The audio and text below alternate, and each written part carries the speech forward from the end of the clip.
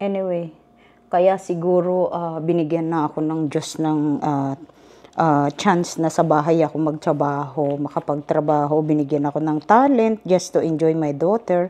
Kasi after wala akong tao, I have time to be with my daughter, to talk to her, to play with her, to go somewhere. Okay na yun. Kaya I'm so happy kasi at saka ang dami-dami kong naitipid. Imaginein mo, hindi ako nagpa-babysitter, hindi ako naggagas, hindi ako nagwo-worry na kailangan kong may activities ang anak ko. O, 'di ba? Tapos wala akong na-miss. O, anything na gusto niya, punta kami. Although, ang regret ko lang naman talaga, yung hindi ko kayang ibigay, yung talagang luxury na buhay.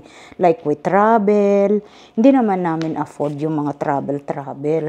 Tapos, ang hirap pa pagka-available yung mga bata. We cannot afford naman. Ang mahal-mahal kaya ng mag-airplane ka, punta ka somewhere. Kaya kami kung saan-saan lang dyan sa tabi-tabi.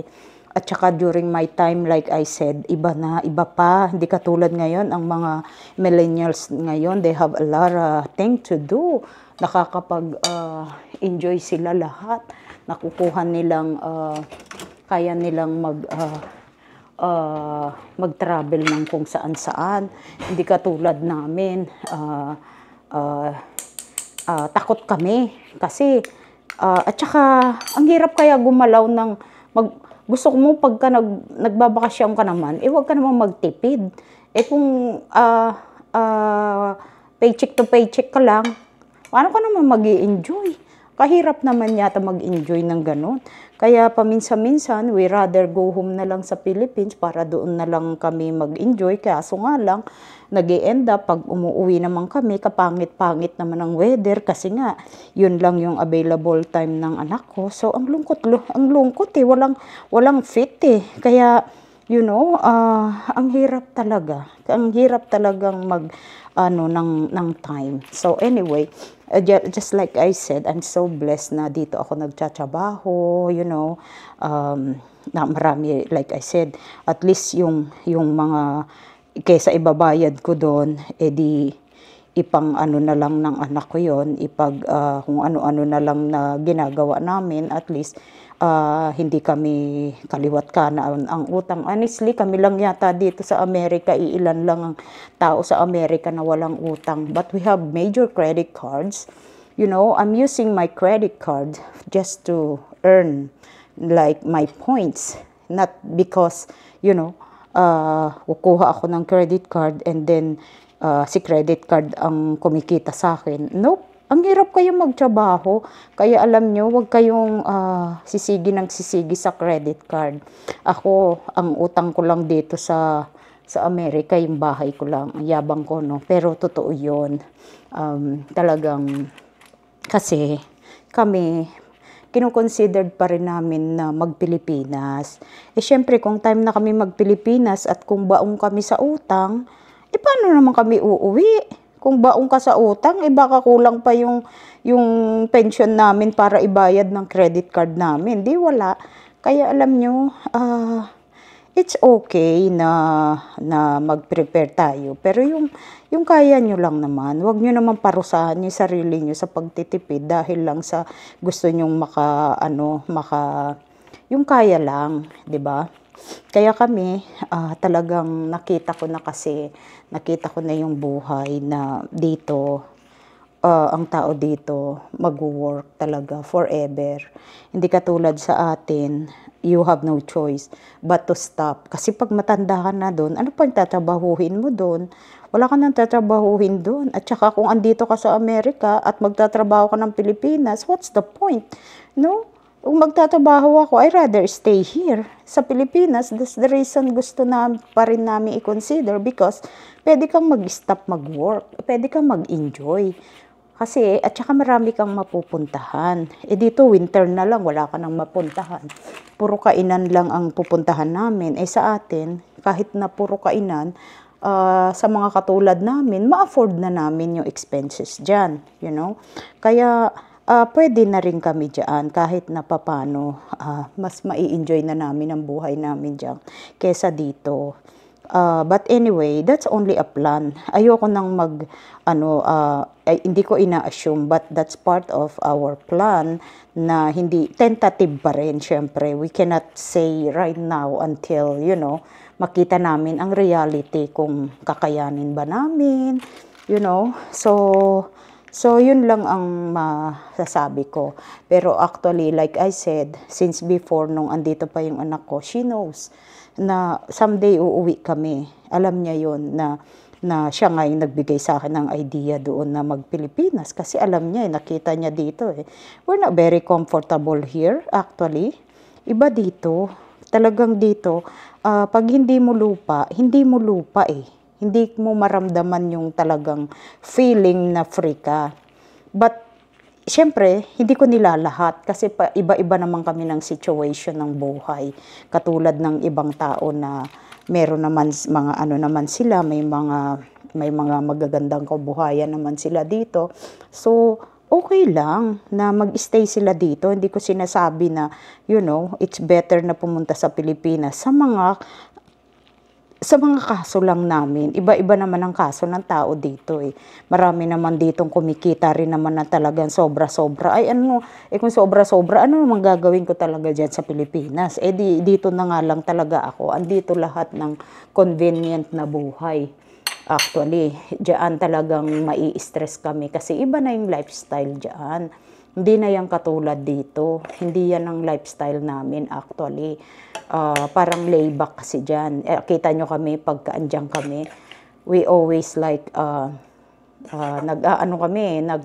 na-anxiety kami kasi nababagalang kami sa lahat ng bagay. Kasi sa amin kasi time is gold talaga. Talagang yun ang namin dito.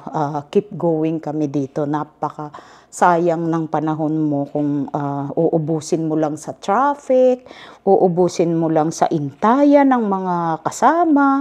Hindi namin pwedeng buhay na ganun. Kaya minsan, may stress kami kasi pag nagbabakasyon kami, limited talaga yung time namin. Kailangan boom, boom, boom, ganon. Kasi sayang, masasayang yung panahon namin. Kung di kami nagbabakasyon, tatanga-tanga lang din kami dyan, okay lang yun. Pero yung magbabakasyon ka lang, tapos wala kang time, I don't think so. Hindi yun masarap. Kaya, alam nyo, yan talaga ang mai-experience nyo kung andito kayo, tas uuwi kayo. Kailangan talaga lahat may itinerary ka, lahat talaga, kung gusto mo mangyari yun, talagang yung way mo, yung time mo. But you have to consider that's Philippines. Like, for example, una, yung weather pa rin. Tapos, yung traffic, talaga naman ang traffic dyan, wagas, diba? Dito kahit na traffic, nagmo-move. Diyan talagang stable eh. Kaya, although nakita ko naman talaga ngayon, napakaganda na ng malapakalaki na talaga ng pinagbago ng Pilipinas. It's not like 30 years ago nung naandyan pa ako. Talaga naman po, talaga naman ibang klase noon. At least ngayon, so much better. Ang dami-dami ng vlogger dyan na nag-i-enjoy. Naiinggit nga kami dito. Imaginein mo, lalo na yung mga foreigner na pumupunta dyan, sarap-sarap ng buhay na kami dito. Ito, tingnan mo yung itsura ko dito.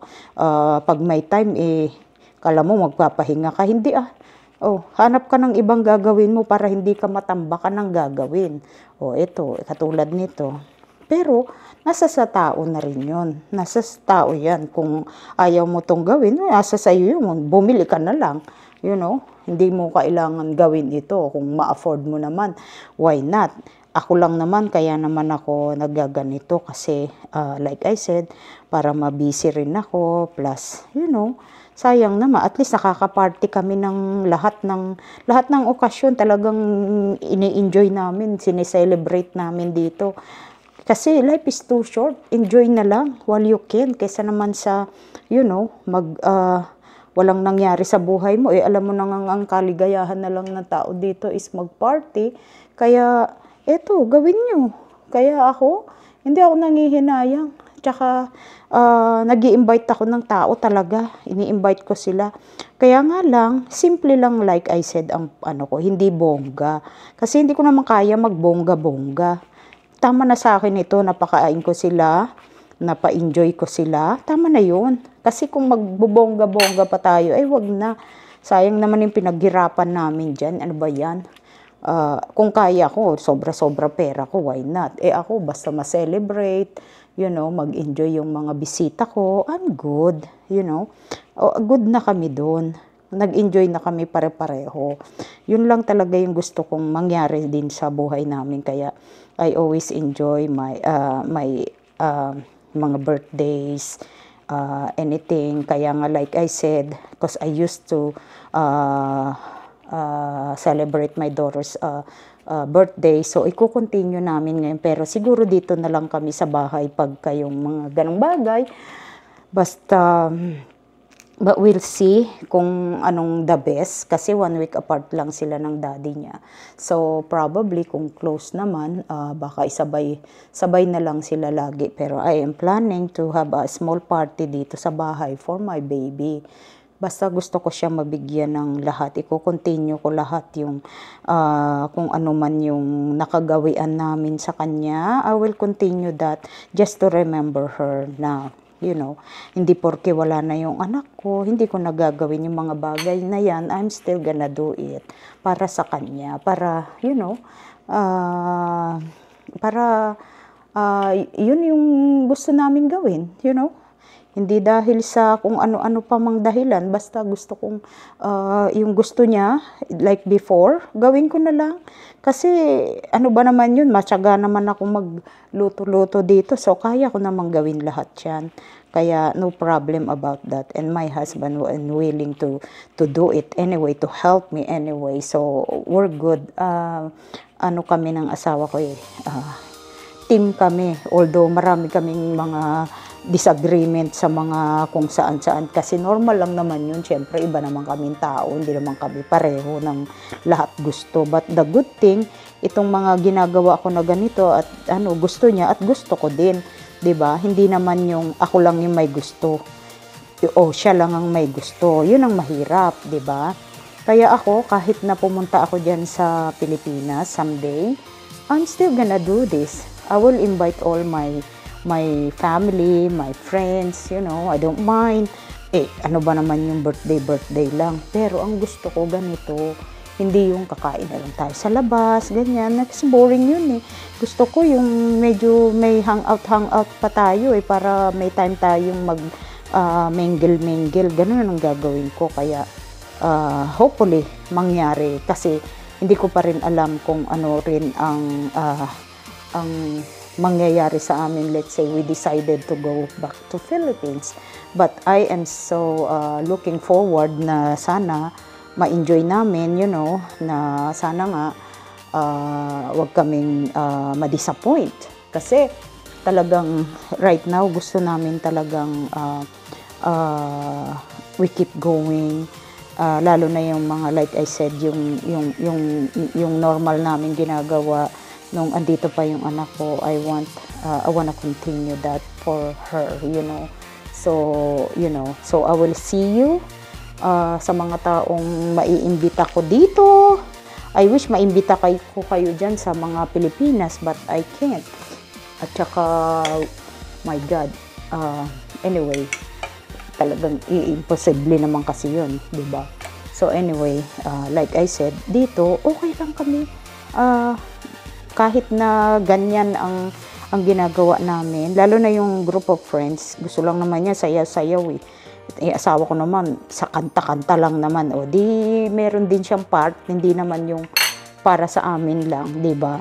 So, okay lang, basta mag-enjoy lang kami talaga, yun na lang ang gusto namin sa buhay namin.